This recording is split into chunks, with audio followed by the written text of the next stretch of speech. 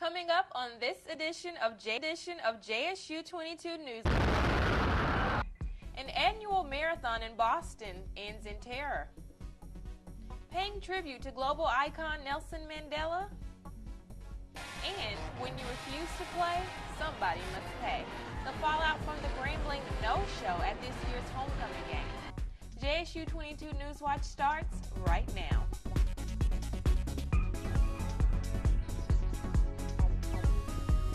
Hello everyone, I'm Jade Hewitt and this is JSU22 NEWSWATCH.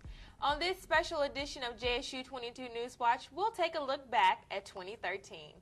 From campus news to global views, we'll bring you some of the most memorable moments of the year. First, terror stuns an iconic Boston event. A Florida jury delivers a long-awaited verdict, and the Obama administration faces tough questions after a major rollout goes awry. Karen Kaifa has those stories and others that grab national headlines this year. Triumph to tragedy in Boston. On April 15th, 2 homemade bombs exploded at the finish line of the Boston Marathon. 3 people were killed, more than 260 injured. 26-year-old Tamerlan Tsarnaev and his 19-year-old brother Jahar Tsarnaev were named as suspects. And after a wild chase in the early hours of April 19th, the older Tsarnaev was killed by police. The younger found after a day-long manhunt. In July, Jahar Tsarnaev pled not guilty to 30 federal charges related to the terror attacks. A scary sight at San Francisco International Airport. Oh my God! On July 6th, JSU22 was in the final moments of a flight from Seoul, South Korea, when investigators say the pilot approached too low and too slow and crashed into a seawall. 3 people were killed, 182 injured. The Asiana pilot was in training to fly the Boeing 777. It was the first time he'd landed that kind of aircraft at the San Francisco airport. 1 week later in a Florida courtroom.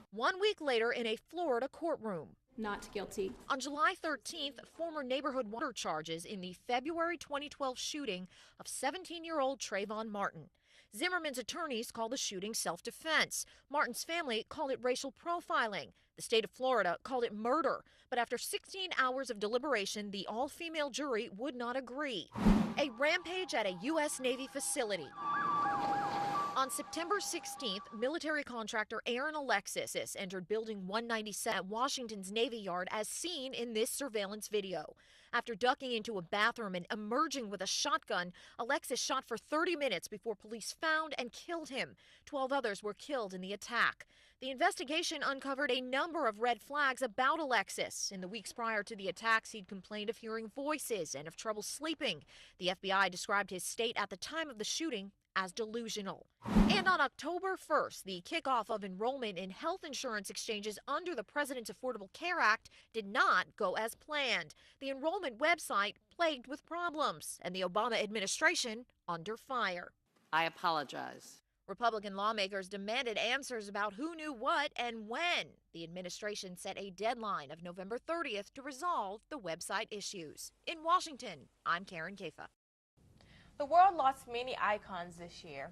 In the entertainment world, James Gandolfini, Gene Stapleton, Roger Ebert, actors Corey Monteith and Paul Walker, also Dr. Joyce Brothers and author Tom Clancy.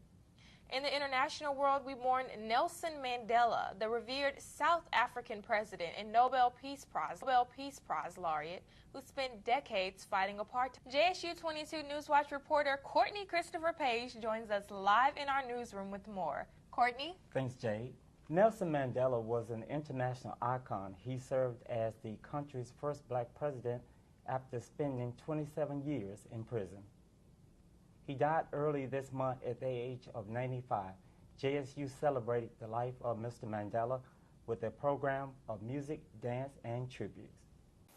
He was born on July 18, 1918, until his death on December 5, 2013. Nelson R. Mandela was a South African anti-apartheid revolutionary, politician, and philanthropist who served as president of South Africa from 1994 to 1999. He was South Africa's first black chief executive and the first elected in a fully representative democratic election. JSU22 NEWSWATCH spoke with several individuals that knew Mandela and reflected on his life and legacy. And I know that one of the things that we should have foremost on our mind now is the passing of our great leader, Nelson Mandela. I had the good fortune of living at the time when Nelson's influence had permeated a lot of young people. Nelson Mandela was a man of conviction. He had the opportunity to get out of jail, I understand, a couple of times on the same condition, but he wouldn't accept those conditions. And we use Nelson Mandela's name as a metaphor. That is, do the Nelson Mandela meant stay in jail without bail. And Nelson Mandela has become a symbol of hope and freedom for the whole world. And what I remember about Nelson Mandela, well, the first thing that I thought about when he died was we lost a great person. Very, very saddened by the passing of Nelson Mandela. I've been studying his legacy since I was in high school. I was actually a senior in high school the year that he was freed from his 27 years in prison, and I studied a lot of his teachings and a lot of his writing. After 10 days of mourning, Nelson Mandela was buried in his hometown of Cunu, South Africa. JSU22 NEWSWATCH reporter Courtney Christopher Page. Thank you, Courtney. 2013 was a year of historical reflection. JSU joined others in June to commemorate the 50th anniversary of the death of Medgar Evers. The civil rights leader was gunned down in the driveway of his Jackson, Mississippi home in June of 1963. The Black Tie Tribute Gala was the culminating event held at the Jackson Convention Complex. This star-studded tribute honored the life and legacy of Medgar Evers and also recognized other civil rights legends. There were tributes from civil rights icons Vernon Jordan and others.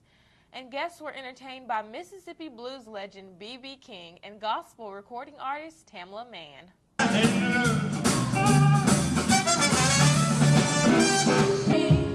What's left to do? The entire event was taped by JSU TV. Jackson State University mass communication students had the opportunity to cover the commemoration activities held for the 50th anniversary of the 16th Street Baptist Church bombing in Birmingham, Alabama. TigerTV videographer Winston Curry brings us reflections from the historic event that happened in September of 1963.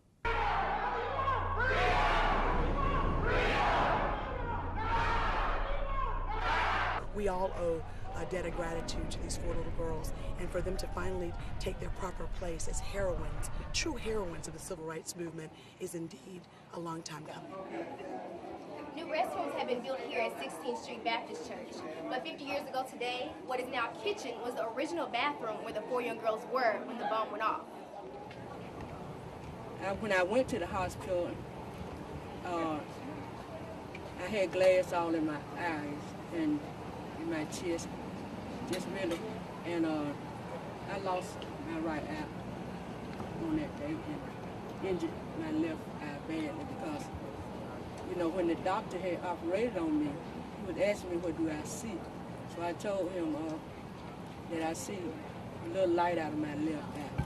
On that day, September the 15th, 1963, my dad has instituted this day would be Youth Sunday, where youth could be feeling valuable.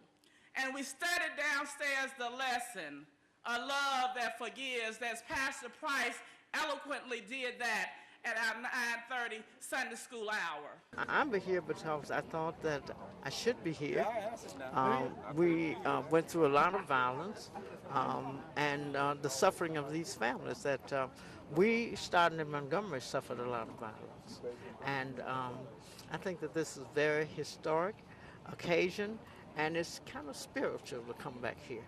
And we've been revived and rejuvenated. They was the worst. Yet we had a doctor that was shot down in Selma. They brought him here and died over at the university. That was during the Selma March. And by the way, I lived up on the hill they called Dynamite Hill. And Cynthia Wesley, one of the girls that was killed, was my next door neighbor. So, you know, this is a sad day. But it's one that lives in the memory because it looked like a war zone down here. And that was kind of the height of it, but see, they had bombed the AG Gaston Motel where Dr. King stopped. Dr. King, in this journey from slavery to freedom, I found it was easier to say, Pharaoh, let my people go, than for my people to let Pharaoh go. Many benefited, but few marched. Many benefited, but few sacrificed. Pharaoh, let my people go is easy to preach. To get my people to let fear and trust God and God only is a difficult, more greater challenge. It was just 5 months ago that my other colleague Spencer Backus and I introduced a bill to give a congressional gold medal to these 4 little girls, and to see it come to the floor of the House of Representatives and pass unanimously, and then on to the Senate and pass unanimously, and to have just this week on Tuesday be able to present in the nation's capital a congressional gold medal posthumously to the 4 little girls and their families. You know, it's 50 years too long, but at least it's not justice denied. Every Negro who refuses to go down to try to register and vote participated in that act.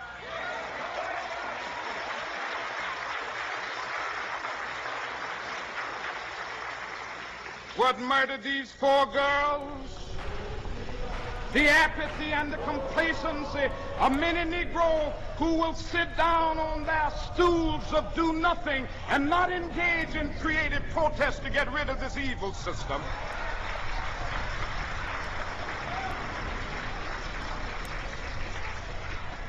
What murdered these 4 young girls was the Negro business and professional individual who's more concerned about his job. A monument entitled 4 Spirits was installed at Kelly Ingram Park, which is directly adjacent to 16th Street Baptist Church.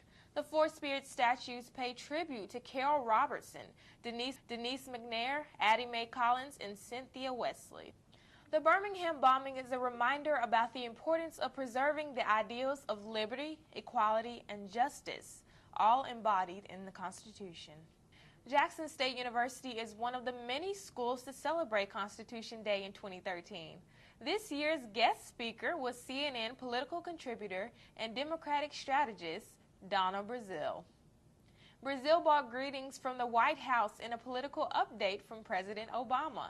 During her speech, she talked about America's past, present, and future regarding the right to vote, the freedom of speech and gun laws according to the Constitution.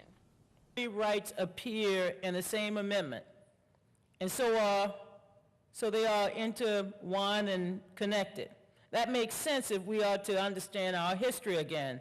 Brazile says she is forever grateful for the opportunity for Americans to relive those words and reawaken what they mean in our own lives. JSU made history this year thanks to the iPad initiative implemented in 2013. The initiative revamped the learning culture at JSU, and the transformation didn't go unnoticed. Technology powerhouse Apple has recognized Jackson State University as an Apple Distinguished School. Now in its second year, JSU's iPad initiative provides incoming freshmen with a brand new iPad to enhance their learning experience. Research shows that due to this technology initiative, there has been a 7% rise in student performance, attendance, and classroom engagement.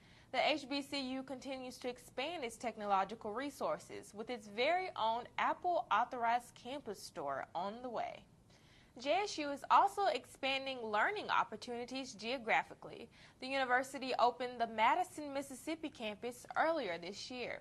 And under the leadership of President Carolyn Myers, JSU experienced its largest enrollment in 2013. From music to math,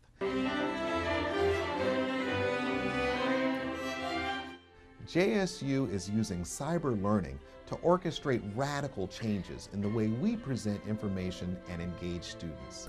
When we come back, we'll tell you about some campus events that had faculty, staff, and students shouting encore.